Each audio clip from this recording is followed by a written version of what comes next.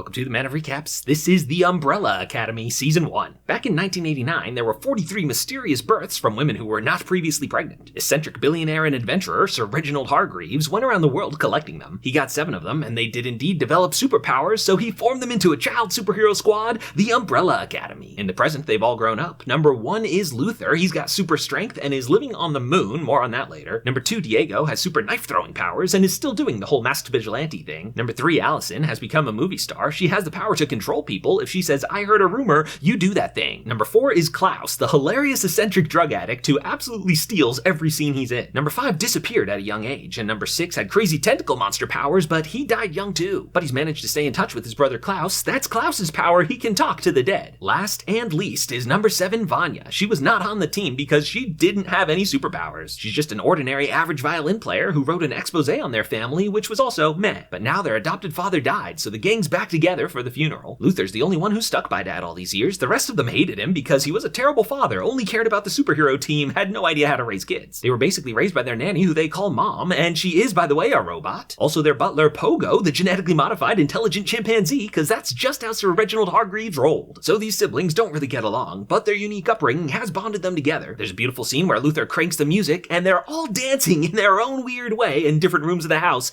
It's really fun. But that night, a mysterious portal opens in the backyard, and out falls a kid. Who is this? It's their long-lost brother, number 5. He's got teleporting powers, and one day as a kid, he tried to teleport through time. It worked, but he couldn't get back. He's been stuck in the future for 40-something years. And so it's hilarious, because he's a grumpy middle-aged man back in his 13-year-old body. He goes to the nearby donut shop for a coffee, but he's accosted by a bunch of armed goons. He's not surprised to see them, though, and they have an epic fight. Oh, he's teleporting around like Nightcrawler and X-Men 2. Who were those guys? What's going on? Well, 5 finally comes clean to Vanya that the future he was in was post-apocalyptic. He was finally able to come back to stop the apocalypse, which is in just a week. His only clue is a prosthetic eye that theoretically belongs to the person responsible. He tries to get answers, but the adults aren't taking him seriously, so he recruits his brother Klaus, who is technically an adult. Klaus is just the right kind of crazy, though, to get answers. Unfortunately, there's no answers to get. That eye has not been sold yet. Now it's romance time. Luther and Allison have always had kind of a crush on each other. They're adopted, it's fine. Some years back, she got married, though, but now they're breaking up. Ooh. But she's super sad she's lost custody of her daughter, so not the time to make a move. One night, she used her rumor power to make her daughter go to sleep, every parent's dream, but in reality, very not cool. Diego has a crush on Detective Patch. They actually used to date, but now he's mostly just a pain in her butt. Vanya has a new boyfriend too, Leonard Peabody. He signed up for her violin lessons and is a really nice average guy just like her. They hit it off. 5 has mentioned that he wasn't alone in the apocalypse. He had a wife, Dolores. Unfortunately, she is a mannequin. Now, meet time-traveling assassins, Hazel and Cha-Cha. They're hilarious though because of how they treat their super crazy cool job as very mundane. They are very good at their job though and track down 5, shooting up this department store wearing hilarious mascot masks. Why? Cause it's cool. Luther, meanwhile, has been investigating Dad's death, and turns out Mom either intentionally or accidentally poisoned him. She has no memory of this and is acting spacier than usual, so they think maybe her programming's corrupted. We'll have to shut her down. Diego, in particular, is very against this. He had a special relationship with Mom. She helped him overcome his stutter as a kid, but talking to her in the present, he's got to admit she's not really all there, and so it's a tearful scene as he shuts her down. Pogo turns her back on, though. These two have some sort of secret. Anyway, Hazel and Cha-Cha find the house and start shooting it up, but they weren't expecting it to be full of former child superheroes. They drop a chandelier on Luther to escape, but he's fine. Those aren't normal giant muscles, they're gorilla giant muscles. Oh, that's new. After all his siblings left to lead their own lives, he was the only one that stuck around and went on missions for Dad. On one of them, he was grievously injured, and the only way to save him was the experimental gorilla formula.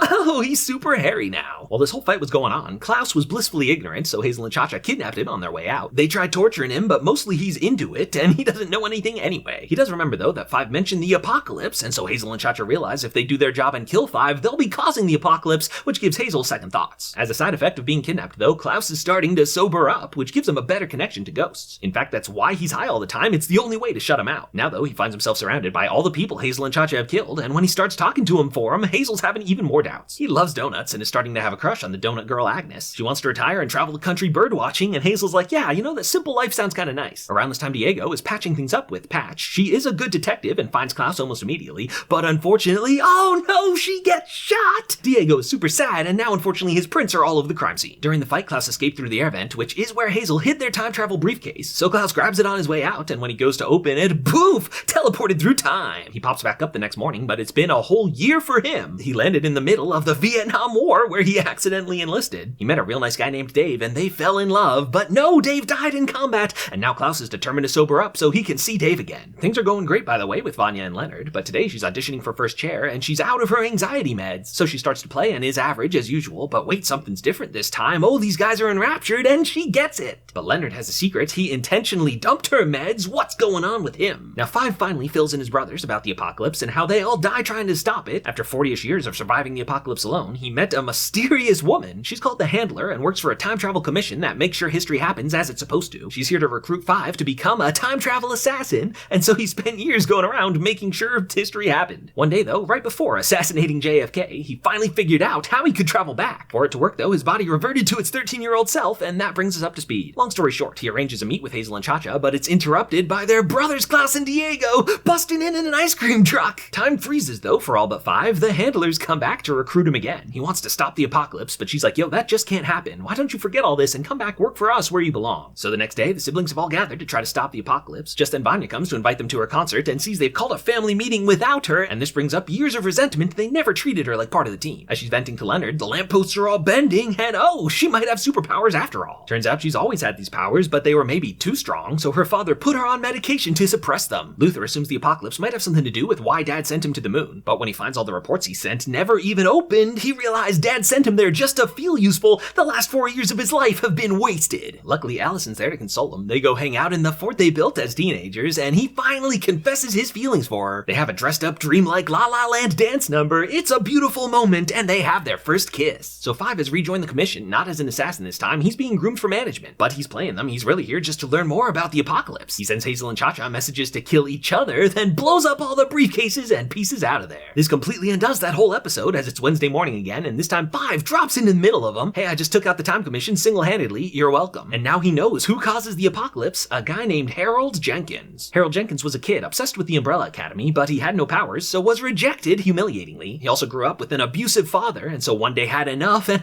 killed him. He spent 12 years in prison plotting his revenge on the Umbrella Academy, and it's not really much of a secret. Harold's the real name of VANYA's boyfriend Leonard. Allison goes to Warner while Diego's temporarily arrested on suspicion of murdering Patch. Luther finds out about his fake moon mission and has his existential crisis again, but this time Allison's not there to console him, so he goes out to a rave and lets his freak flag fly. And instead of a beautiful moment with the love of his life, he has a sloppy one-night stand with a random rave girl. Meanwhile, KLAUS has a near-death experience and finally talks to their adopted father, Sir Reginald Hargreaves. He is, as usual, a bit of a dick, but he did know the apocalypse was coming, and he killed himself because that was the only way to get the team back together. Pogo and Mom were both in on it, that was their secret, and before he can explain more, he fades away. Also, he might be an alien, so watch out for that. Now Hazel and Cha-Cha get the fake assignments from 5 and are pitted against each other, but Hazel's not gonna kill his partner. He's done with this life. He's gonna run away with Agnes. Leonard is trying to encourage VANYA to learn how to use her powers, but she's not really interested. That night, though, they're attacked by some ruffians, and so to save her boyfriend, VANYA, boom, power explosion. In the fight, Leonard lost his eye. That's how that happened. And turns out the fight was staged. Leonard paid those guys to attack him to force VANYA to use her powers. And it worked. VANYA's willing to learn how to control him now. Turns out they're involved with sound, so playing the violin actually amplifies them. Just then, Allison makes it up there. Hey, bad news, your boyfriend's a psycho. But VANYA's not willing to hear that right now. She's more concerned with the fact that she has powers. This clicks a memory into place for Allison. Their father used Allison's powers to make VANYA forget about hers. But they phrased it. I heard a rumor, you think you're ordinary. And so a lifetime of low self-esteem, not VANYA's fault, but magically imposed on her. Allison tries to apologize, but VANYA's real mad now and is starting to lose control. To calm her down, Allison tries to use her rumor powers, but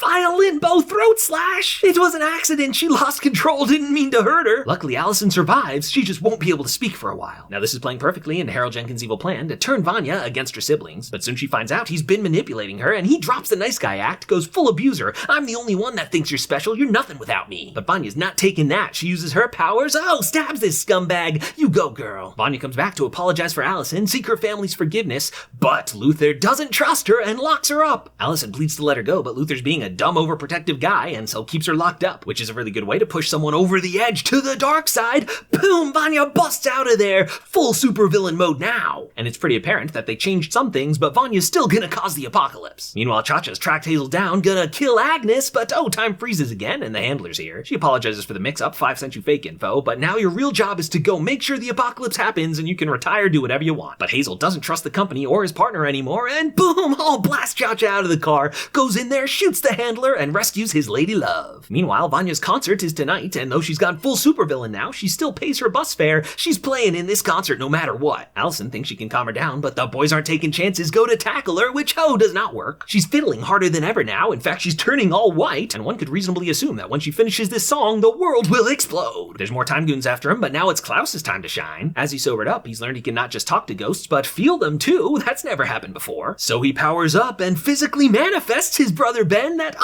tentacle monster power takes all these guys out. The boys try one last time to tackle VANYA, which still doesn't work. But while she's distracted with her brothers, Allison got behind her. She can't bring herself to kill her sister though, puts it next to her ear to blam, distract her. Yes, they saved their sister and the world. Or wait, did they though? All the power she was channeling shot off harmlessly into space, except the moon was in the way, so not so harmlessly. Yep, by trying to stop the apocalypse, you ended up causing it. Classic time travel. So it's apocalypse time. Hazel managed to grab a briefcase and he and Agnes peace out. Cha-Cha not so lucky. The team's only hope is for 5 to time travel him out of there, but who knows where they'll end up, and that's how season 1 comes to an end.